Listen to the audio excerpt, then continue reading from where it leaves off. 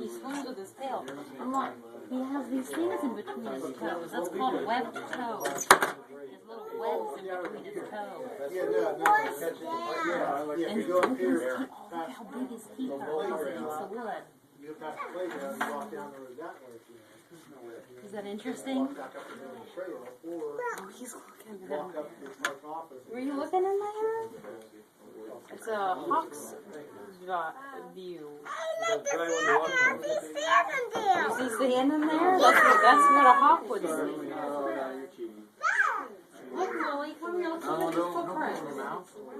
Let's see, this one's a crow. See, those would be his toes. Yeah, see, his foot's a lot smaller. Look, this is like a raccoon footprint. Is his foot smaller than yours? Yeah. Let's see, what's this?